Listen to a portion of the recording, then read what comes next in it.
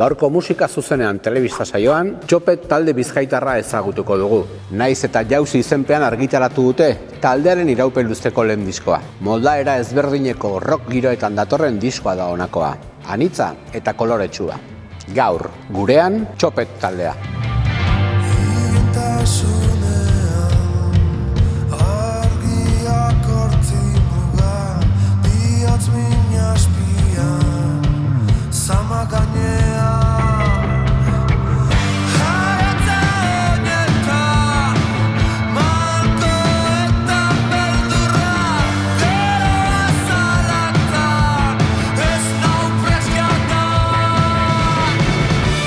Beste talde asko bezala, pandemian sortu zen Txopet hirukoa. Txopet gara, ni Jon, eta bajotzen dute gitarra eta beste dut bai. Eta ni Andoni, eta bateria jotzen dut. Ni Inigo eta bajoa. Txopet post-pandemiako beste talde bat da. Pandemia ostean edo pandemian zehar ideia batzuk aurkeztu nizkion UMS-eri, Inigori. Elkarbanatu egiten genuen lokala Andonik zeukan beste talde batekin. Eta gonbidatu egin genion batzera proiektua edo pretentziorik gabeko proiektua zena, ezta. Eta hortik aurrera batu egin ginen eta ja aurrera danakin. Hori da, ni bajoa jotzen dut Txopet taldean, baina ez naz bajoa, ni gitarrista naz. Zagoratzen dut Jona erosi zuenean gitarra en plan, a ber, hau nola jotzen da? ¿Cómo funciona? Bai, ni bateria jotzen dut beti danik eta ez dakit asperturik negoen edo ez dakit zergaitik, baina hartu nuen gitarra bat eta idea batzukin azkenean harmonia eta melodia batzuko inguruko ideia batzuk aurkeztea eta gero forma motea eta bai. Jolas baten modura hasi zen taldea eta hemen gaude disko bat aurkezten. Eta egia esan da, nik sinistea niri kostatzen zait, egia da. Txopet taldearen musika etiketa bakar batean kokatzea ez da erresa. Kantu bakoitza mundu bat da, eta horretik norabide zehatz bat gabe hasten da sorkuntza lana. Segun hori galdetzen diozun ze genero den Txopet edo zer jotzen dugun, bakoitza gauza bat erantzuten du. Batzutan hori, post-punka, post-hardcorra baita esan dute batzuk gehiago popa, rocka, azkenean etiketa batzuk dira eta azkenean guri gertatzen zaiguna da bakoitzak musika oso ezberdin entzuten duela. Eta azkenean Txopeten ez dugunez inoiz Jonek ez du jo gitarra eta ez du abestu normalean, UMSek baita basua ez du jo normalean, nik bateria bai, baina ez horrelako musika. Eta azkenean hirurok batzea apur bat lortu duena da, nik igual gauza batzuk sartu ditut, Jonek beste batzuk, eta azkenean oso nasketa handia dago. Azkenean melodiak pop izaten hasten dira, oso poperoak, Bon Iverretik, ahots prozesatu horrek, baina gero igual basuak distortzio handia dute. Eta ni askotan peten dut igual ez dugula abesti bat egiten, egingo dugu abesti bat ez dakit ze generokoa, erteten dena da, hori, etetzen bada melodia tipo bat eta igual gitarra batzuk edo ez dakit nolako bateria ritmo bat, igual azkarragoa edo geldoagoa dena, horrela da eta listo, eta ez dago bestarik ez dago beste pentsamendu, atzeko pentsamendurik. Dagoena da eta listo, eta aurrera horrekin, ez? Eta gustora gaude aurrera. Bai, eta gero abestiak baita gure sorkuntza prozesu hori apur bat izan da abestiak sortu eta aldi berean egon gara apur bat gure estilo hori edo apur bat bilatzen norantza jo eta azkenean hor gauza asko elkartu dira. Baina apur bat izan da, hori, prozesu oso naturala da, orduan ez dago besterik atzean. Dagoena da eta listo, aurrera horrekin. Oso naturala da.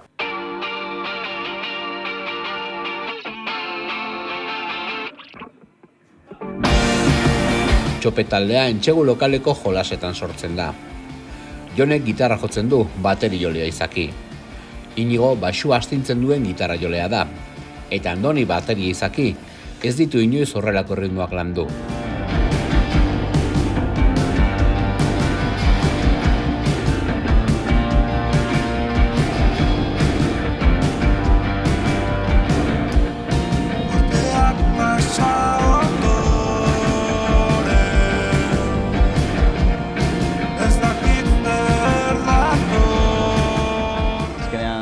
hartu zuen gitarra eta, karo, lehenengotan, ze jotzen zuen, akorde tipikoa, akordes de campamento. Horrenbe bai.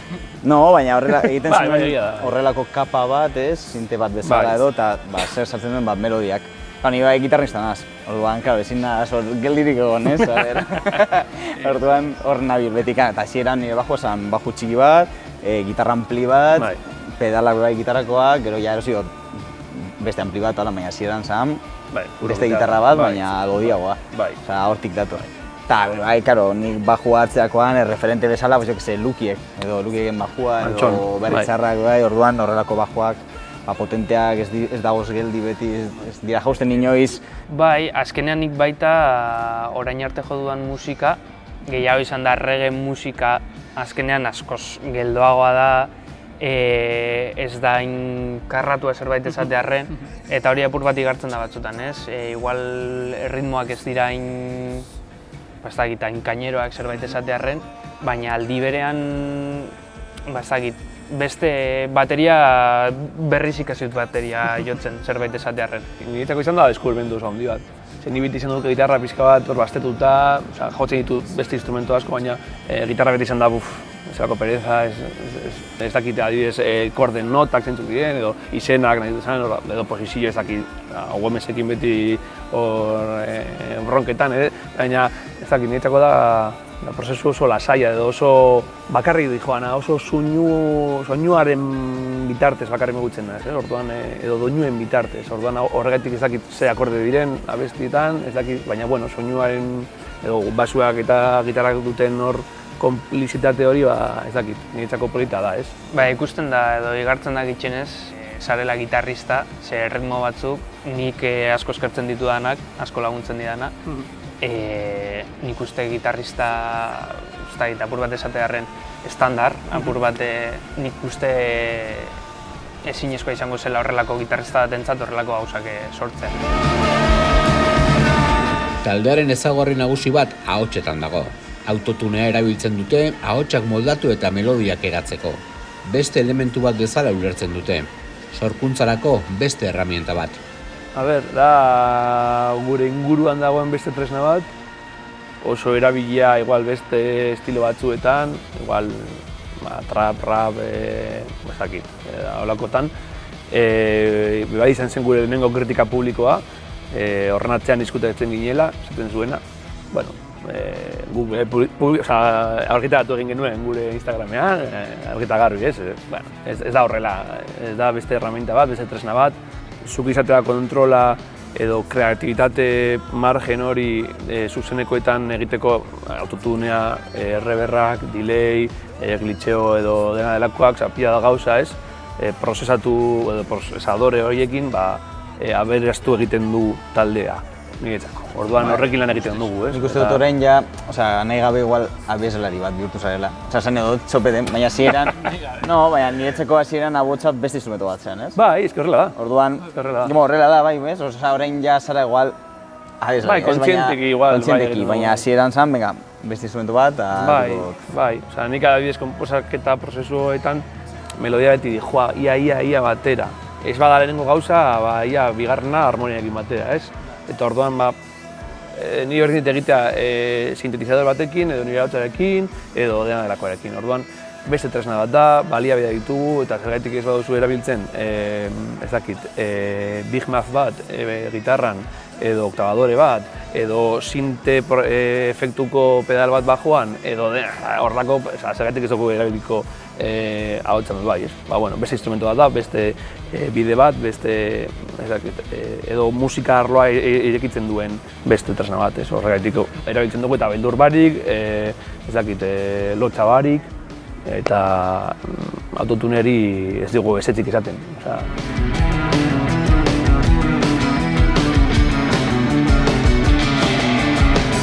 Txope taldearen bidean garrantzi handi izan dute musika lehiaketek.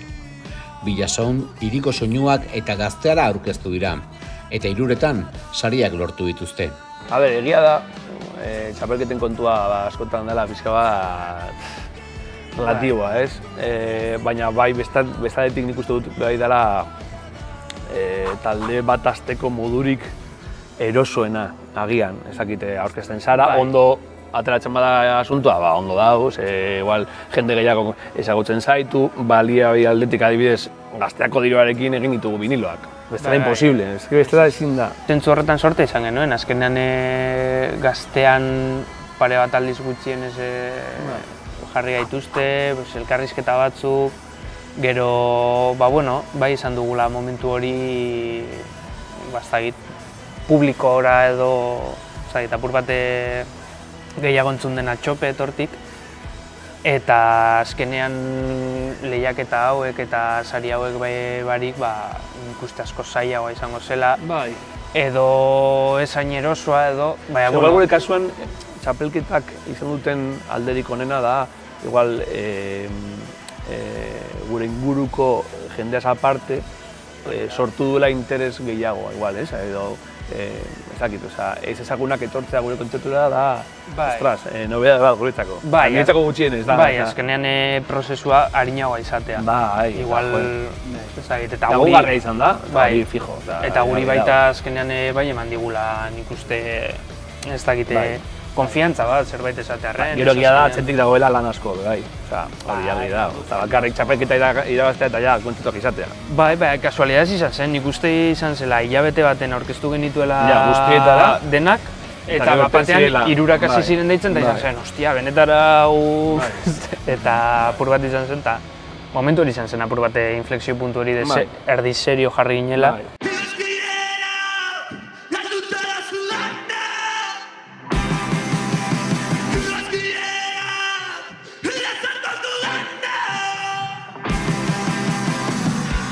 Naiz eta jauzi diskoa Eten Espazio Sonoro Estudioetan grabatzen da, Urtzi Iza soinu teknikariaren gidaritzapean, eta taldearen lehenaroa biltzen duen kantu bilduma dela esan daiteke.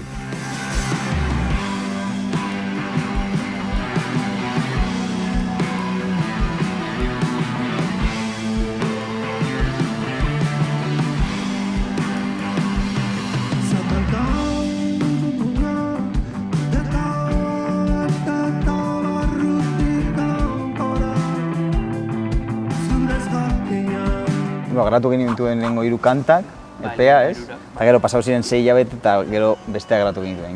Disko beran sartu dugu, baina izan dira 2 momentu. Orduan 2 momentu horren, 6 hilabete horretan egon dira kontzertuak, egon dira, pila bat gauza.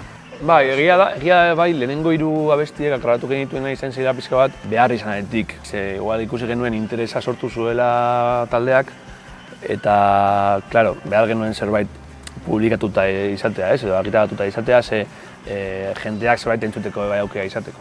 Baina bai, egia da disko hau batzen dituela abesti hauek, edo 2 urte hauek izan diren momentuak, ez? Gure helburua zen, hasieran Urtziri deitu genionean lehenengo aldiz, zan genien Urtzi 10 kanta grabatu nahi ditugu eta Urtzik, ez, 10 kanta ez, karo, gainera ez genituen ez da 10 kanta. Bai, hori da. Eta esan zigun ez, 10 kanta ez, eta gero gu pentsatzen, joder, pues igual 10 kanta ez.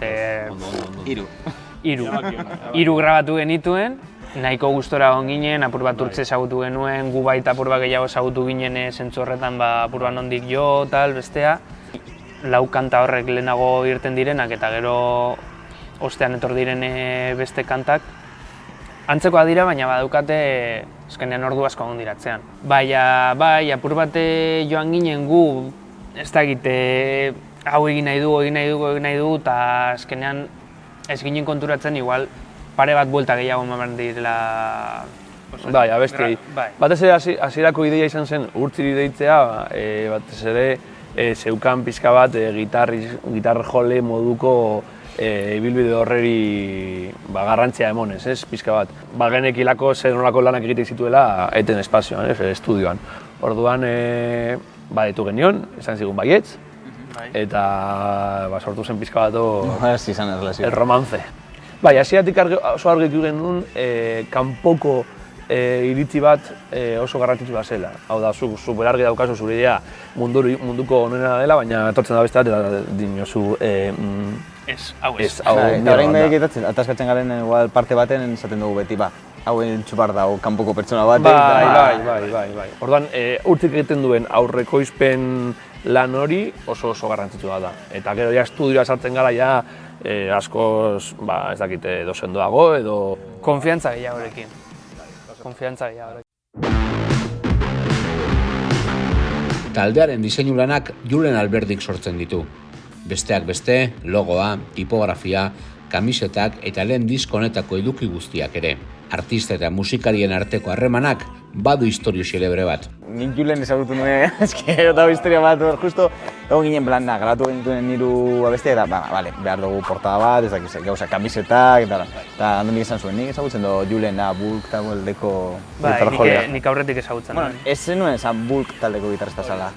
Julen ezagutzen dut, bale. Eta nik justo aztenean geratu nintzen Wallapop bitartez tipo batekin, en plan, gitarra pizza bat saltzeko. Eta justo Julen zan. Baina, karo, azken... Zuk zenekien. Ez zenekien, Claro, berak ezenekien... Claro, eta egon nintzen da, eta Julek esan duzuen, bai, hau behar dut, tengo un grupo, y yo, vale, tengo un grupo, pues... Como todos. Como todos. Claro. Eta joan zen, ez da, jo, me suena este tío... Eta gero begira. Eta begira. Hora hasi izan, ez, aputxo be Julen.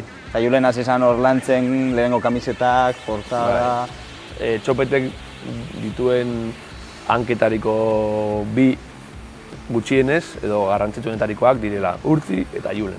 Urtzi, musika ekoizpen horretan mugiltzen da, eta Julen bebai musika arloan nahikotxo daki, eta Txopeten bebai iritzia dauka, eta pisua dauka, baina bebai diseinu horretan. Askatasun guztiz lan egiten du, konfiantza daukagu bere lanean, gustoko dugu, eta horrekin lan egiten dugu, libertate guztiaz. Batzutan begela pizka bat astunak, baina orokorrean, diskoaren portada, bapaten agertu zen Gutzako eta izan zen kriston sorpresa. Bai, egia esan, justo portada Julenen izan genion, vinilo bat egin nahi dugu diskorako, pasatu genizkion letrak, abestiak dana apur bat, dena apur bat labur bilduta. Eta baina ez genion esan nahi dugu, ez dakiz erremetik bestea. Apur bate izan zen egin nahi duzuna. Eta denbora nahiko txotardatu zuen, ze bera nahiko konbentzituta egon zen bere ideiarekin, eta apur bat eman nahi zuen bukaerako emaitza bat, ia bukatuta. Eta lehen esan dagoa, artxiboa jaitsi genuenean, apur bat egon ginen urduria Bai. zer datorren, eta hau erakutsi zigun, eta ez nuen espero inondik inora, ez, horrelako... Han zen kriston sorpresa, nintzako, ni pila bat eskartzen dut, diseinu arloko pertsona bat eukitzea, konfidantzazko pertsona bat eukitzea, eta konpromesu handiarekin sartzea proiektuan, ez? Eta Gutzako da, kriston lana delegatzea edo bai ustea bere eskutan, eta eskertzekoa da konpromesu hori izatea, ez? Eta militantzia hori izatea Txopeten gan, ez? Eta aparte ja laguna da, orduan ja da kriston giroa, kriston lantaldea sortzen da, adibidez ni gertatzen zaidana da Txopeten inguruko proiektu horretan batzen diren pertsona, lantalde hori, hori ipurdia, ez? Kriston movida, ez? Niretzako da flipantea da, inoiz entzun pentsatzen gure taldea, nire taldean, proiektu musikal batean nola sartzen diren hainbat pertsona eta zelako erlazioak sortzen diren, ez? Hori supergarrantzitsua eta polita da, bai. Bide lagun modura, ez? Bai, azkenean igual erreferente gisa izan dituzun pertsonak laguntzen ibiltzea.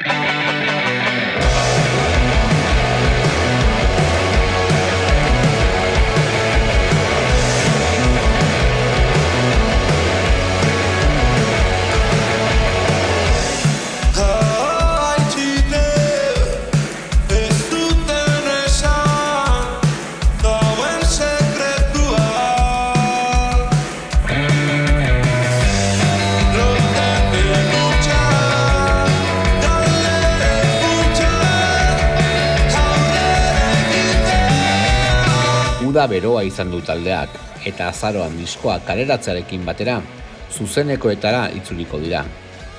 Diskotik zuzenera bada aldea. Kantuak zaratatsuagoak dira, eta abiadura ere handitzen dute.